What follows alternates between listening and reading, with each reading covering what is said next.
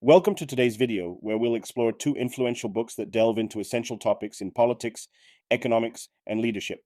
First up is Why Nations Fail by Daron Acemoglu and James A. Robinson, which examines the root causes of national success and failure. Let's dive into the insights these books offer.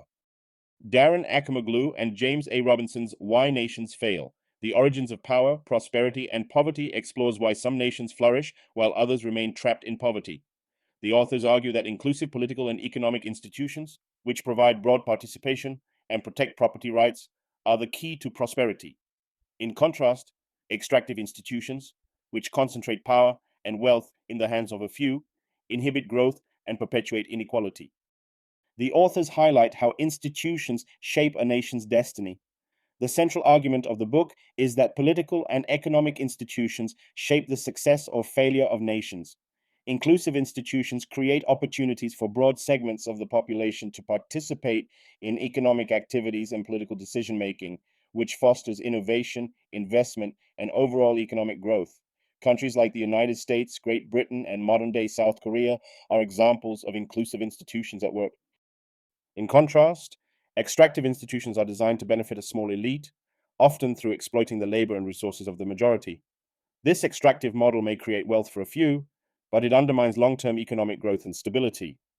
Examples include nations like North Korea, Zimbabwe, or historical regimes like the Soviet Union and colonial powers that focused on plundering resources without fostering local economic development. The authors uses a range of historical examples to illustrate the role of institutions in shaping nations' fates.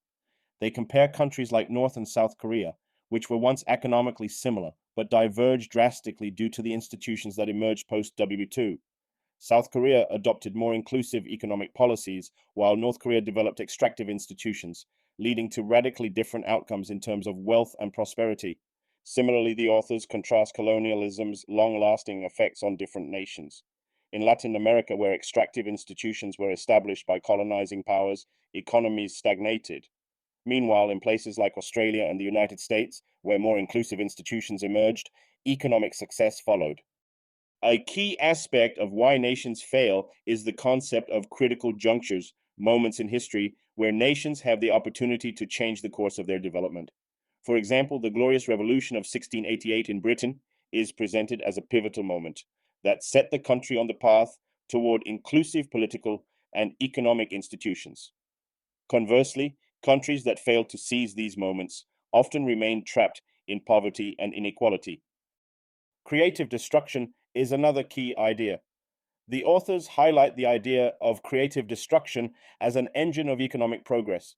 In societies with inclusive institutions, innovation and entrepreneurship are encouraged even if they challenge existing industries or social structures. Extractive institutions, by contrast, resist creative destruction because elites fear that innovation will weaken their power.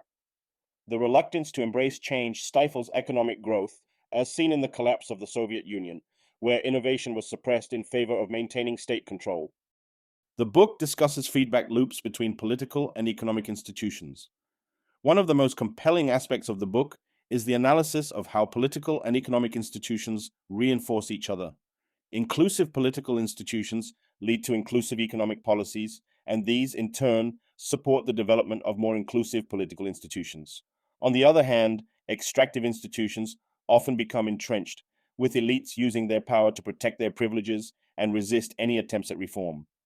Strengths of Why Nations Fail include its comprehensive research and historical depth. The book spans centuries and continents, making it both intellectually stimulating and rich in detail. They draw on economics, history, political science, and sociology to build their argument, making it an interdisciplinary work that appeals to a broad audience. Their approach highlights the complexity of development and the interplay between political and economic forces. The book also offers a fresh perspective by debunking the often oversimplified idea that geography, culture, or even leaders alone determine a nation's success. Instead, it focuses on institutions as the true differentiator. This argument forces readers to rethink long-held assumptions about why nations prosper or fail, offering a fresh and compelling perspective on global inequality. Critics argue that the authors place too much emphasis on institutions and overlook other factors that contribute to a nation's success or failure, such as geography, technology, or international trade. While institutions play a critical role, they are not the only determinants of a country's economic trajectory. Although Why Nations Fail offers a detailed analysis of historical examples, it doesn't fully explore how modern challenges like globalization, climate change, and digital technology may impact the future of national success or failure. In summary, Why Nations Fail is a thought-provoking and deeply researched book that provides a compelling argument for why inclusive political and economic institutions are essential for prosperity. They made a strong case that it is the structure of these institutions, rather than culture, geography, or sheer luck, that largely determines whether nations succeed or fail. The book is especially valuable for anyone interested in history, economics, or political science, and it challenges readers to think critically about the root causes of global inequality. Its core argument about the importance of inclusive institutions offers a powerful framework for understanding why so many nations struggle with poverty and instability while others thrive. Why Nations Fail remains a must-read for those looking to understand the structural forces that shape national success and failure, and is sure to inspire further discussion and debate among academics, policymakers, and general readers alike. Now let's shift to On Leadership by Tony Blair, which explores effective leadership in a rapidly changing world. Drawing on his experience as the UK's Prime Minister from 1997 to 2007, Blair delves into key elements of leadership, including vision, adaptability, communication, and empathy. The book provides both practical and philosophical insights, blending lessons from his political career with advice that can be applied to leadership in business, social movements, and even personal life. Blair emphasizes the importance of having a clear and bold vision as a cornerstone of leadership. He argues that without a vision, a leader cannot inspire or guide others.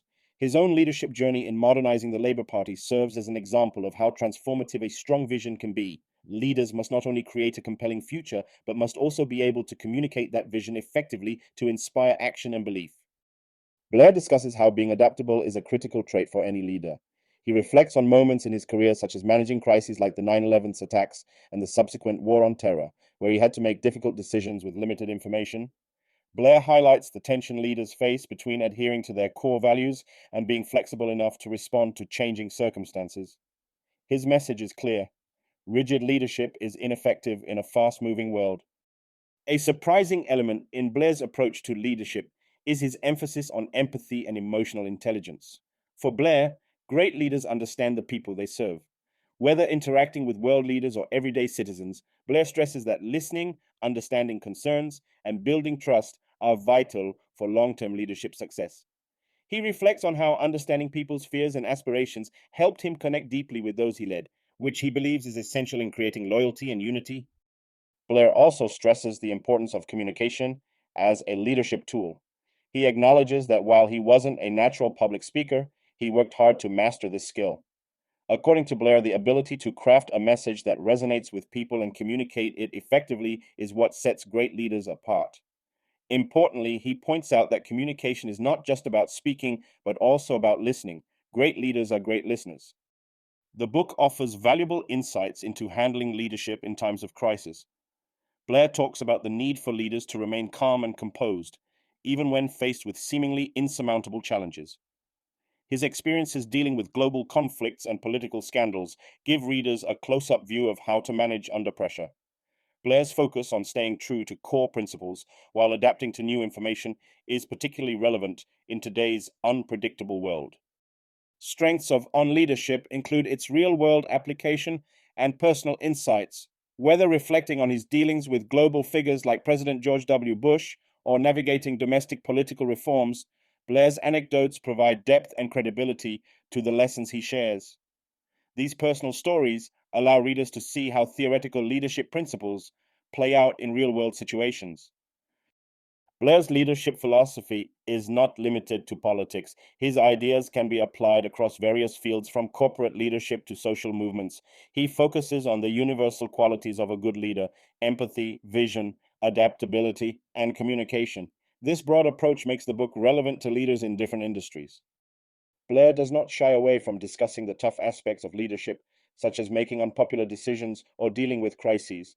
He acknowledges that leadership often involves walking a fine line between maintaining integrity and being pragmatic.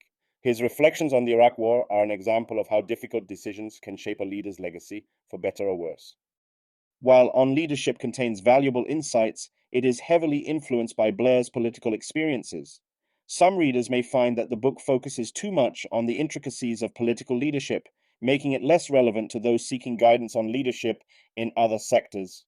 Additionally, Blair's controversial decisions, particularly regarding the Iraq War, may lead some readers to question the validity of his leadership advice in certain areas. Blair's approach to leadership may come across as overly idealistic, particularly in terms of empathy and building trust. In highly competitive or less transparent environments, some readers may find that Blair's suggestions for developing emotional intelligence and communicating effectively don't always align with the realities of leadership in cutthroat industries.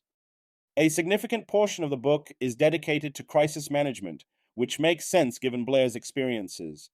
However, some readers looking for everyday leadership tips might find the focus on large-scale crises and political conflict less applicable to their situations.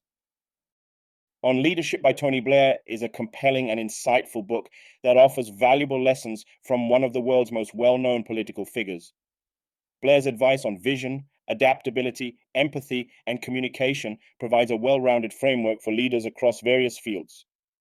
While some may find the book more tailored to political leadership, the broader themes are applicable to anyone in a leadership role. Whether you agree with his political decisions or not, Blair's insights into leadership challenges, crisis management, and human connection make On Leadership a worthwhile read for anyone interested in understanding what it takes to lead effectively in today's complex world. Both Why Nations Fail and On Leadership offer thought-provoking insights into the foundations of national success and effective leadership. Whether you're interested in economics or leadership, these books provide valuable frameworks for understanding complex global challenges. If you made it this far, drop a 100% in the comments, hit that subscribe button, and like this video. Thanks for watching, and we'll see you in the next one.